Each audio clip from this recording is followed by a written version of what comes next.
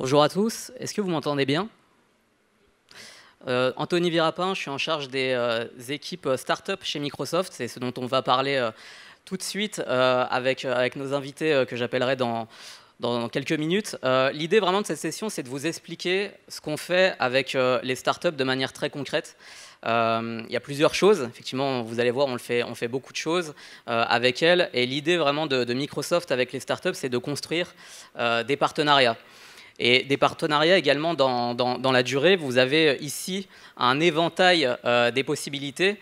Ce qu'il faut retenir au départ, c'est que le type de start-up qu'on accompagne, ce sont des start-up plutôt B2B. Vous savez, Microsoft a beaucoup évolué. On travaille historiquement avec des partenaires. Microsoft est né de cet ADN partenaire également. En France, on a plus de 10 500 partenaires qu'on accompagne tous les jours, dont plus de la moitié sont des start-up et des éditeurs de logiciels. L'idée, c'est vraiment de pouvoir innover avec cet écosystème et de pouvoir proposer des solutions métiers ou IT à nos clients, donc les clients grands comptes, mais également des clients TPE, PME qui recherchent tous les jours à innover et à justement profiter de cette transformation numérique dont on parle beaucoup, avec des solutions qui sont en général proposées par aujourd'hui des startups et des éditeurs. Donc on vise avant tout, quand on travaille avec une startup chez Microsoft, des startups B2B, des startups qui ont déjà des clients et qu'on va pouvoir accélérer ensemble et proposer à des clients et à des partenaires. Donc, il y a un premier aspect qui est le partenariat technologique. Le partenariat technologique qui s'appuie sur un programme chez nous qui s'appelle Microsoft for Startups et qui permet donc à ces startups de bénéficier de crédits cloud, de logiciels gratuits pendant 1 an ou 2 ans. Donc ça, c'est toute la partie logicielle qu'on offre pour faire en sorte que la technologie ne soit pas un frein.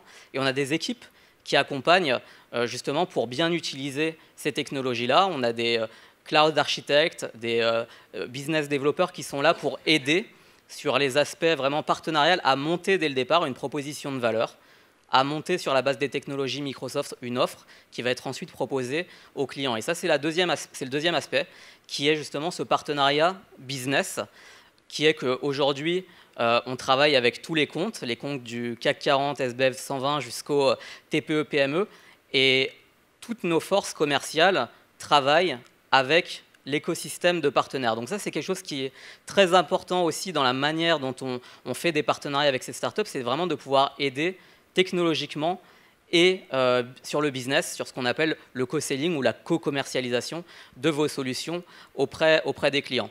Tout à l'heure, je disais que on va en parler concrètement parce que l'idée, c'est que c'est aussi quelque chose qui est nouveau chez Microsoft, cette manière de travailler avec les startups. Et le meilleur exemple que je peux vous partager, ce sera justement d'en parler directement avec une des startups qui travaille là-dessus avec nous depuis plusieurs mois. L'autre aspect qui me semblait aussi intéressant de vous partager, au-delà de l'accompagnement technologique et business, c'est la communauté et l'écosystème qui est autour. Nous, on vise à pouvoir aider, quand on parle de partenariat, ces startups dans la durée, mais aussi à lever des fonds, à consulter, à avoir des conseils, à se confronter à d'autres. Donc la notion de communauté, de pouvoir travailler avec nos partenaires qui peuvent être des fonds de capital risque, on en parlera après avec Alexandre de Caporn Invest qui fait partie de ces partenaires, des accélérateurs, des incubateurs, bref, tout ce qui peut aider une start-up à aller plus loin, on va pouvoir le faire au sein d'activités communautaires. Donc c'est pour ça que je parlais d'écosystème tout à l'heure. Et on fait, je vous montrerai quelques visuels juste après, on fait des rencontres régulières de ce qu'on appelle des lunch and learn tous les mois, où on partage avec la communauté de start-up sur des best practices autour de la tech, autour des levées de fonds, avec toujours des intervenants. Ça fait partie aussi de ce partenariat de pouvoir travailler avec d'autres types de start-up. Et le dernier point dont je voulais vous parler sur cet accompagnement qui est illustré derrière moi, c'est notre programme AI Factory, donc Artificial Intelligence Factory, qu'on opère à Station F, qui est un programme qui permet à des startups qui sont déjà dans l'intelligence artificielle de travailler ensemble et de le faire aussi par industrie avec un client grand compte, avec un partenaire grand compte de Microsoft et l'écosystème. Donc, ils peuvent être des fonds de capital risque, des accélérateurs. On a démarré il y a quelques mois ce programme d'hyper-accélération de 3 mois avec Schneider Electric. Et donc, on a lancé un programme autour de la green energy. On a fait un second batch ou une promo avec AstraZeneca, un gros labo pharmaceutique, et on a fait ça sur la santé. Et on continue progressivement. Donc, on a annoncé la semaine dernière un partenariat avec Danone pour justement faire en sorte, je parlais beaucoup d'écosystème tout à l'heure, c'est toujours cette même approche qui nous intéresse. Écosystème, partenariat sont les mots qui définissent l'accompagnement aujourd'hui qu'on fait auprès des startups, avec toujours à la fois ces startups et puis toutes les forces qui sont mobilisées autour pour faire en sorte de les accélérer dans une industrie. Donc si vous avez pu passer sur notre village startup qui est en bas, vous avez peut-être pu voir une infographie sur le mur qui présente globalement les plus de 300 startups qu'on accompagne, avec qui on a ce partenariat. Vous les voyez ici classés par verticaux. Ça, typiquement, eh bien, c'est le type de choses qu'on aime bien montrer à nos clients, qu'on aime bien montrer à nos partenaires qui veulent innover, parce que ce sont des partenaires start-up avec qui nous, on a avancé technologiquement, on a avancé sur les aspects value propre, comme je le disais tout à l'heure. Et l'idée, c'est que là-dessus, elles peuvent aller plus loin avec ces startups, et nous, on va aider à cette co-innovation. Quelques exemples aussi visuels, hein, ça c'est les dernières semaines, pour vous illustrer un peu la fleur de tout à l'heure. Vous voyez toutes les activités. Ici, vous avez quelques exemples sur un événement sur lequel on était partenaire, le France Digital Day, il y a quelques mois, avec des startups qui étaient aussi avec nous. On organise donc les Lunch and Learn, j'en parlais tout à l'heure. Il y a des interviews vidéo qu'on fait régulièrement avec nos startups. On a également un programme de mentoring entre les collaborateurs Microsoft et des startups qui sont accompagnés.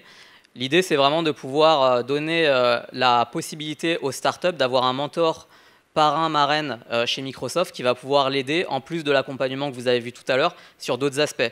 Lui apporter de l'expertise sur un secteur, lui apporter de l'expertise par rapport à son réseau, à son background, à son expérience. Donc ça, c'est aussi des choses qui complètent tout le dispositif et qui nous permettent aussi, nous, Microsoft, d'être constamment au contact de ces innovations de demain et de pouvoir être encore plus efficace dans nos discussions avec les clients, avec nos partenaires, et d'aller toujours plus loin avec ces startups. Donc voilà, cet accompagnement-là dont je parlais tout à l'heure est vraiment global. Donc c'est quelque chose qui est opéré en France avec des équipes, mais qu'on opère la co-commercialisation de solutions est une approche mondiale. Et ça, c'est aussi un point qui est intéressant, surtout quand on parle de startups qui sont en accélération. Le passage à l'échelle, passage à l'international, viser un premier pays, les États-Unis, UK ou je ne sais quoi, sont aussi des sujets qu'on aborde avec les startups dans cette approche-là, pour faire en sorte de les avoir également en visibilité auprès des autres équipes commerciales de Microsoft, et pouvoir les aider aussi en termes de visibilité à l'international. Alors, ce que je vous propose maintenant, c'est d'accueillir Alexandre Pelletier, donc de Caporn Invest, et Nicolas Humann de la société et la start-up Wichivio, avec lesquels on avance, pour vous partager de manière un peu plus concrète ce dont je viens de parler sur l'approche, mais avec des exemples, et puis aussi leur expérience sur ce qu'on fait au quotidien avec les startups. Nicolas, Alexandre, merci à vous de vous joindre à moi pour cette table ronde. Avant de démarrer, peut-être, Nicolas, peut-être que tu peux te présenter et présenter aussi Wichivio. Merci. Donc Nicolas Humann, je suis cofondateur de Wichivio. On a un petit peu moins de 3 ans, le temps passe vite quand même. Et sur lequel on a un éditeur de logiciels, on fournit une plateforme d'automatisation et de bots à destination des collaborateurs. Donc on fait un gros focus sur l'expérience employée, et sur lequel on a également une forte interconnexion avec tout l'écosystème Office 365 au sens large. Petite précision, on a une équipe aujourd'hui d'un petit peu moins de 10 personnes. On est basé en Alsace, on n'est pas parisien. On a également la partie technique qui est à Lyon, et on commence les premières implantations à l'étranger. Et je suis souvent en vadrouille en tout cas. Alexandre, General Partner chez Caporn Invest.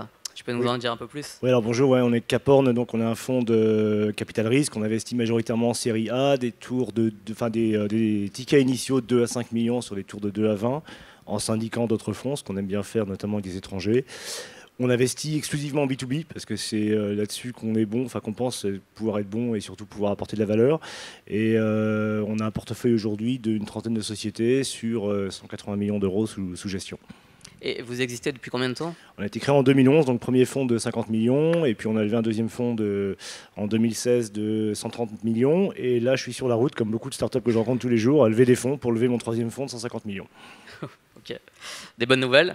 Et justement, bah, toi, tu vois tout le marché finalement, et tu l'as vu grandir à travers aussi Caporn. Donc, vous rencontrez, j'imagine, régulièrement des boîtes, que ce soit B2B ou B2C. Il se passe beaucoup de choses en France. Là, on a parlé de gros investissements il y a quelques temps avec cette annonce des 5 milliards hein, qui sont là pour accélérer l'innovation en France. Donc, il se passe beaucoup de choses en France. Quel est ton regard, toi, par rapport à cet écosystème qui a bien évolué ces 5 dernières années? Est-ce qu'il y a des tendances qui se dessinent? Qu'est-ce que tu vois en 2020 là? Alors, plusieurs tendances. La première, c'est que le marché, il mûrit vraiment. C'est-à-dire qu'il y a quelques années, on était vraiment en retard sur les Anglais, très très en retard sur les Américains. Et aujourd'hui, le marché est vraiment beaucoup plus mûr. C'est-à-dire qu'on a des boîtes qui sont beaucoup plus solides, qui sont beaucoup mieux financées parce qu'il y a plus d'argent. Donc là, aujourd'hui, on ne rougit pas vis-à-vis des Allemands, même vis-à-vis des Anglais par rapport au tour de financement qu'on peut faire. Là, juste en janvier, bon, je suis évidemment abonné avec les newsletters. J'ai vu, je crois qu'en janvier, à mon avis, on a levé plus, collectivement, la French Tech, plus que sur Q1 2019. C'était énorme, il y a encore eu Mano Mano, 120 millions. Nous, on a fait une boîte, on a levé 16 millions qui a été annoncée hier, c'est Powell Software, je reviendrai, c'est un ISV Microsoft. Donc il y a plus d'argent. Il y avait un trou dans la raquette. Alors, au niveau site, c'était pas trop mal. Série A, on est assez nombreux. Série A, série B, on arrive à financer. Et après, pour faire grossir les boîtes, pour les accélérer, les amener vers la rentabilité et les faire sortir, là, il y avait un vrai trou dans la raquette. Ce qui a été annoncé, les 5 milliards qui sont devenus 6, qui vont devenir 10 pour faire du growth, c'était vraiment un problème. Parce que le growth était plutôt sur des industries traditionnelles et maintenant on va pouvoir le faire sur la tech. Et je pense que ça va permettre aux startups françaises aussi d'avoir un peu de continuité. Et pour nous, investisseurs early stage, c'est aussi important parce qu'à un moment donné, il faut qu'on ait des portes de sortie. Donc on voit l'écosystème mûri. C'était assez B2C au départ, beaucoup de copycat. Maintenant, on voit de très belles boîtes B2B qui se marketent de façon de plus en plus intelligente. On a toujours des super produits, on a un niveau d'ingénierie qui est hallucinant. Quand on ouvre le capot, c'est souvent meilleur que ce qu'on voit aux US. Sauf que les Américains se vendent mieux que ce qu'ils produisent réellement, souvent. Et c'est leur force. Et c'est aussi un problème pour les startups françaises. Et on les voit de plus en plus bosser avec les gros influenceurs. Moi, je vois 3 catégories d'influenceurs avec lesquels, quand on est une startup B2B, on se doit de travailler. C'est les câbles de conseil, parce que les mecs suivent à l'oreille des C-level, et à un moment donné, il faut être crédible. Les intégrateurs, et puis les grosses plateformes tech, parce que typiquement, pour parler de Microsoft, pour moi, c'est une plateforme technologique sur laquelle il faut créer des outils. C'est une superbe base. Et après, avec l'accompagnement qu'il y a derrière, si on ne peut pas leverager ça, à mon avis, on se trompe un peu, quoi. Donc, pour celles qui le font, je pense que c'est plutôt smart. Puis on est content d'avoir pas mal de boîtes qui sont dans l'écosystème. Alors ouais, effectivement, tu finissais par ça, sur cette collaboration avec les grands groupes. C'est aussi l'approche qu'on a avec les startups. Peut-être que Nicolas, tu peux nous en parler très concrètement, parce que toi, pour le coup, tu le vis quotidiennement, tu l'as vécu, tu étais là au démarrage aussi de cette collaboration et de là où on est aujourd'hui. C'est effectivement, on a lancé cette collaboration dès le départ. D'un point de vue aussi, c'était dans notre ADN de travailler effectivement sur les plateformes, comme tu l'évoquais, et apporter justement de la valeur complémentaire. Et on a très vite effectivement rejoint le programme, je crois qu'au bout de 6 mois, c'est allé assez vite, et sur lequel on a eu énormément de retours et d'aides bienveillants. Donc je pense que c'est un point effectivement intéressant, où il n'y a pas de côté critique ou de concurrence ou des choses comme ça. On a vraiment finalement, c'est une image que je donne régulièrement, mais on est tous dans le même bateau et on avance ensemble, chacun à son poste. Et l'accompagnement que je retiens principalement, c'est lorsqu'on est adossé par Microsoft, et ben on a une oreille d'un point de vue client qui est complètement différente.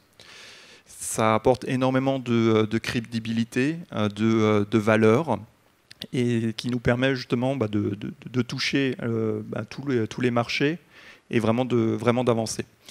Il y a également le petit accompagnement technique, même si on n'en a pas, vraiment fait de grosses actions là-dessus, parce que comme tu le disais également, je reprends un peu tes actions, on a des bons ingénieurs, donc c'est avancé rapidement. Microsoft est présent, fournit de bons outils et ça se fait naturellement. Voilà. Donc c'est en tout cas, si je devais le refaire, je le referais sans aucune hésitation, je le referais à peu près de la même manière. Il y a toujours des petites choses à compléter, mais en tout cas, je recommande en tout cas chaudement tous ceux qui veulent se lancer de rejoindre ces types de partenariats et d'écosystèmes. Et alors toi, si on fait un zoom sur cette partie justement, parce qu'on a démarré par la tech, même si vous étiez vraiment très autonome, hein, et vous aviez déjà les compétences, on vous a quand même un peu aidé, enfin en tout cas on a essayé de le faire sur certains aspects, et ça s'est plutôt bien passé très rapidement. On est aujourd'hui dans une étape où on est en train d'aller plus loin avec les clients, de vous présenter. Est-ce que tu peux, parce que ça c'est toujours quelque chose, quand on est loin de ce monde-là, d'essayer de le comprendre, de le cerner, c'est pas évident. Donc peut-être tu peux l'illustrer par... J'évoquais le côté marketing et le côté business. Effectivement, il y a un programme qui s'appelle du co-selling, où on va ensemble chez les clients. C'est toute la partie écosystème, où il y a les intégrateurs, on va dire, historiques Microsoft, il y a les startups qui apportent justement de la valeur complémentaire. Et lorsque l'on est recommandé, que l'on va chez les clients, qu'il y a une solution, qu'il y a une demande, et qu'ensuite on peut y répondre, le time to market, il est divisé par 10. Et encore, je suis gentil. Et c'est assez flagrant, et je m'en étonne encore tous les jours, que lorsque l'on a, appelons un chat un chat, c'est Microsoft donne des leads aux startups, il faut le dire comme ça. Voilà, j'ai une opportunité. Est-ce que ça t'intéresse? Si oui, on y va ensemble. On fait les premiers rendez-vous de qualification. Enfin, c'est même pas de qualification, parce que ça a déjà été préqualifié finalement par Microsoft. Et on enchaîne très rapidement. Et ça n'a pas de valeur, parce qu'on est directement chez les clients, chez les bonnes personnes, et ce programme de co-sell est tout bonnement exceptionnel. Enfin, je le vois, moi, en tant que cofondateur, c'est que... Merci encore. Voilà. Merci pour le feedback. Alexandre, toi, justement, par rapport au fait que tu accompagnes des entreprises qui sont partenaires de Microsoft pour certaines d'entre elles. On en a d'ailleurs 2 avec nous sur le village Microsoft aujourd'hui. Quel est ton regard justement par rapport à ça et cette co-commercialisation, sachant que tu l'as aussi vu sous ton autre casquette? Ouais, parce qu'effectivement, moi je pousse les startups. Alors, haute casquette, disclaimer, moi avant d'être investisseur, j'ai été opérationnel et j'ai eu un passé, j'ai travaillé pour Microsoft. Et moi, ce que je dis aux startups quand je les accompagne, c'est écoutez, regardez juste moi, je fais du enterprise software majoritairement, donc les entreprises dans lesquelles j'investis font du enterprise software. Je leur dis, la plus grosse boîte d'enterprise software au monde, a priori, c'est Microsoft, c'est la plus grosse market cap au monde. Et à ce que je sache, Microsoft a rarement vendu quelque chose tout seul. C'est toujours appuyé sur des partenaires, sur des distributeurs. Et je leur dis, si vous ne faites pas ça, ça va être compliqué, parce que frapper tout seul à la porte quand on n'a pas de marque, qu'on n'est pas connu, et frapper tout seul à la porte d'un très grand compte sans avoir le tampon, le support, l'aide d'un partenaire, et notamment Microsoft, parce qu'il y a une force de vente qui est présente, qui est là depuis des années, qui connaît le compte par cœur, qui connaît les enjeux, qui va pouvoir accélérer le cycle de vente de façon monumentale. Et moi, je leur dis, il faut absolument le faire, quoi. Alors, pour certaines, c'est Microsoft, c'est pertinent. Pour d'autres, ça va être avec d'autres plateformes techno, et c'est pas le sujet, mais l'important, c'est de s'appuyer sur eux. Et effectivement, moi, quand j'étais manager chez Microsoft et que j'avais des forces de vente, et je regardais une opportunité, je disais, est-ce que c'est vraiment une opportunité s'il n'y a pas de partenaire qui est attaché à l'opportunité, et s'il n'y a pas d'ISV qui va prendre en plus du co-sell et qui va te permettre en plus de réduire ton quota. Donc globalement, je l'ai challengé là-dessus en disant, est-ce qu'on répond vraiment aux besoins du client? Si on arrive tout seul Microsoft sans avoir une expertise technique d'un intégrateur et puis une expertise hyper pointue d'un ISV qui tourne sur la plateforme et qui du coup va faire consommer la plateforme. Donc pour moi, c'est un no-brainer, il faut absolument le faire. C'est pas forcément connu, c'est pas forcément instinctif, mais quand on l'a fait, ou intuitif, mais quand on le fait, quand on a essayé, je pense que ça vaut vraiment le coup. Et les boîtes dans lesquelles on investit, là, on a fait Powell Software, c'est un ISV qui tourne sur Office 365. En 3 ans, ils sont devenus énormes, une croissance de dingue. Ils font 100% de leur business via des partenaires et ils travaillent avec Microsoft main dans la main. Et c'est incroyable. Ils ont une vitesse de développement qui est incroyable, avec une force de vente qui n'a rien à voir par rapport à ce que des boîtes de taille similaire ont, parce qu'ils s'appuient juste sur la machine de guerre. Et moi, je le vois et je me dis, OK, je vois très bien comment ça va scaler, plus sur un marché qui est gigantesque. Donc pour moi, ouais, c'est des gros éléments de conviction quand je regarde une société. Ouais, c'était effectivement, quand on préparait cette table ronde et cette discussion, l'un des axes aussi, et qu'on voit en discutant tous les jours avec cet écosystème, avec les fonds d'investissement, avec les startups, c'est de dessiner aussi des synergies et des collaborations rapidement. Très concrètement, là, tu évoquais Powell, qui est un de vos investissements et un partenaire de Microsoft. En discutant, on voit très bien les synergies qu'il peut y avoir avec Nicolas côté Witivio. Et dans les prochaines étapes, on voit tout de suite la possibilité peut-être de faire des choses. Donc c'est aussi ça, la notion d'écosystème dont je parlais tout à l'heure. Évidemment, il y a des lieux, enfin il y a des moments pour le faire. Et on essaie de créer des occasions, mais au final, c'est justement en ayant à nos contacts tout cet écosystème et en faisant en sorte que ça puisse fonctionner sur tous les aspects qu'on y arrive. Et donc là, typiquement, on organisera rapidement ce type de rencontre par la suite. C'est un point, c'est que l'accompagnement Microsoft au sens large, c'est apporter justement la partie partenariat avec des potentiels intégrateurs de nos solutions en tant que start-up. C'est la partie business, comme je le disais. Et un conseil que je peux donner à tous ceux qui veulent s'adosser effectivement à un grand groupe et s'adosser et rejoindre les programmes Microsoft, c'est de ne pas avoir peur. Il faut y aller. Tout le monde est bienveillant. Et que nous, équipe de aujourd'hui 10, mais au début on était 2, on y est quand même allé, et ça nous a permis de grandir. On n'a pas besoin non plus de faire de levée de fonds importante et d'avoir plein de cash ou quoi que ce soit. Aujourd'hui, Witivio est encore sur fonds propres.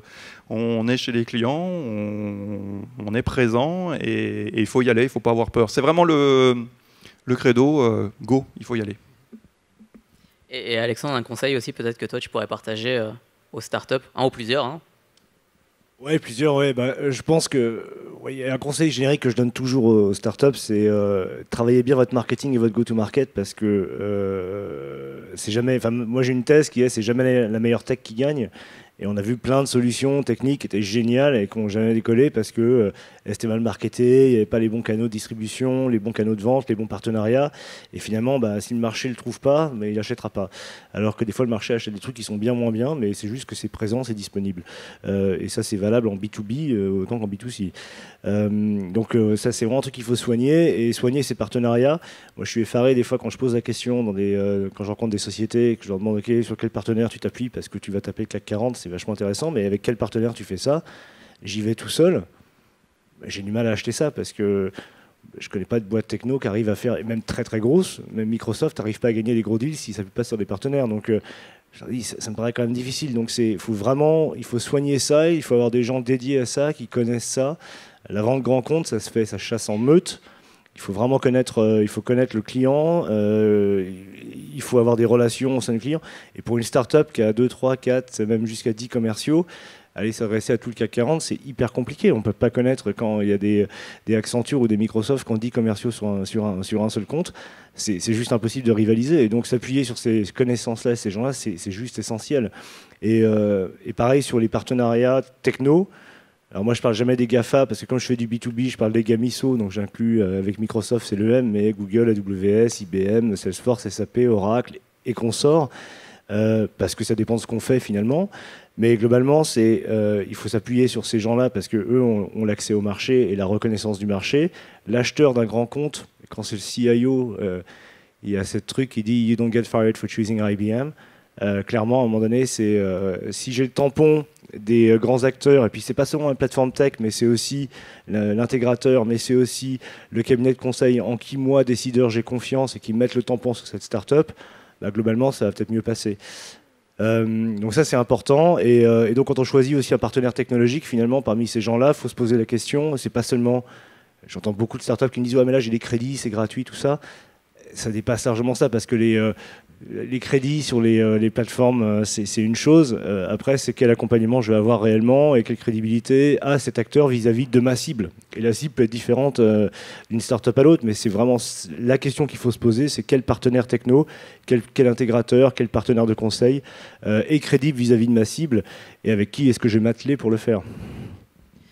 Ouais, c'est vraiment, je pense que c'est souvent lors du premier rendez-vous, de la première discussion qu'on a avec les startups, c'est qu'un programme c'est bien, mais c'est surtout l'approche qui est importante et c'est cette discussion-là qui compte, celle du partenariat sur le long terme. Un autre exemple que je peux partager, ou plutôt deux, vous connaissez certainement Talentsoft, Talentsoft qui est un éditeur de solutions RH avec lequel on travaille depuis plus de 10 ans maintenant, quasiment depuis leur création et qui était dans notre programme BizSpark à l'époque, qui était le programme d'accompagnement pour les startups, qui est aujourd'hui un partenaire éditeur de logiciels de Microsoft. C'est une relation qui est sur la durée, mais qui est exactement sur ces aspects que vous avez vus tout à l'heure sur la fleur, du business, du marketing, cette partie technologique, ou un peu peut-être plus récent, DataIQ, qui est une startup qui a été valorisée à plus d'1 milliard récemment. Vous avez certainement vu passer quelques articles là-dessus. Et DataIQ, on travaille aussi avec eux depuis 4 ans maintenant sur tous ces aspects-là, la technologie. Maintenant, on est sur les aspects internationaux, comment on les aide à aller plus loin dans plusieurs pays d'un point de vue commercial. Mais il faut vraiment se projeter et se dire, je ne cherche pas un fournisseur, mais je cherche plutôt un partenaire. Nous, c'est aussi de cette manière-là qu'on voit les choses avec les startups pour avancer dans cette co-innovation. Alors on arrive en fin de session, peut-être pour terminer, nous dire, peut-être toi, côté Nicolas, c'est quoi les prochaines étapes? On est en début d'année, là, on vient de finir le mois, c'est le dernier jour de janvier. C'est quoi les prochaines étapes pour Witivio les prochaines étapes, c'est la partie internationale. Donc on ne va pas traverser la Manche ni l'Atlantique, on passe de l'autre côté, ça change un petit peu. Non, mais Microsoft va nous aide, et tes équipes, Anthony, nous aident en tout cas à faire ce premier bond en pouvant s'accrocher justement sur les équipes Microsoft qui sont dans les autres pays européens, parce qu'il y a également des gros relais, et ça aussi c'est un gros push, c'est un gros accélérateur. On est reçu à grands barras ouverts dans les autres pays, et ça c'est super. Donc on démarre justement ce côté international en ce moment. Je suis en plein dedans. C'est également une plus grosse ouverture et intégration dans l'écosystème employé et applicatif. Tu parlais de Talentsoft, on est en train de travailler sur une intégration avec eux, donc c'est petit exclu d'ailleurs, parce que c'est vraiment tout neuf. Et c'est justement s'adosser de plus en plus à ces réseaux également d'intégrateurs pour pouvoir passer à la vitesse supérieure. Et côté Cap Horn, alors sans dévoiler les prochains investissements, mais bon là il y en a eu un beau avec Powell Software, bravo. C'est quoi vos prochaines étapes? Là, on va continuer à faire ce qu'on fait avec passion tous les jours, d'accompagner déjà les boîtes du portefeuille, continuer à trouver des pépites et à investir. On n'a pas fini d'investir le fonds 2, donc on a encore des investissements à faire. Vive cette levée de fonds, c'est passionnant, ça nous rend aussi très humbles, parce qu'effectivement, on voit tous les jours des startups qui sont levées. Et ce matin, j'en voyais un aussi, qui était un autre ISV qui tourne dans Azure. Ça nous rend humble parce qu'effectivement, on sait que c'est pas facile, mais nous, ça nous passionne. On travaille de plus en plus. Notre gros enjeu, je pense, au-delà de closer ce fonds 3 cette année, pour continuer à investir, ça va être de continuer à le faire de plus en plus avec des investisseurs internationaux. Powell, c'est une boîte, pour reprendre cet exemple parce qu'il est super récent, qui est présente qui vend dans 15 pays, qui a des bureaux dans 10 pays différents, alors qu'ils ont 3 ans. Et qui sont 45. Donc, et ça a fait venir, moi ça m'a permis de faire venir dans le tour de financement un très gros fonds américain, ce qui leur donne tout de suite une visibilité incroyable. Et ça rebondit sur ce que tu disais à l'international, c'est super important. Moi j'ai tendance à considérer que la France c'est un très beau marché domestique, mais c'est quand même un village. Et s'appuyer sur des partenaires pour aller à l'international, alors Microsoft c'est un bel exemple. Et là, j'ai vu que Powell faisait tous les Ignite Tours à Johannesburg, à Dubaï, etc. Donc, il bénéficie complètement de l'infra Microsoft pour ça. C'est super smart parce que finalement, même gagner des comptes dans son marché domestique, c'est plus facile quand on a vendu à l'étranger. Malheureusement, les acteurs corporate ont encore tendance à être un petit peu moutonniers. Et quand on a vendu aux US, ils se disent « Ah bon, alors du coup, je vais peut-être re-regarder ». Et on voit souvent ça. Donc, n'hésitez pas à aller à l'international. C'est pas forcément plus difficile que de vendre en France. Merci messieurs pour ces retours d'expérience. Merci à tous. Si vous avez des questions, vous voulez échanger avec nous, on est donc en bas, à droite. Vous descendez stand Microsoft Love Startup, où vous verrez l'équipe et vous pourrez retrouver aussi plusieurs startups qui travaillent dans ce programme et qui peuvent aussi vous apporter quelques éclaircissements sur ce qu'elles font, mais aussi sur cet accompagnement si jamais vous posez d'autres questions. Merci à tous.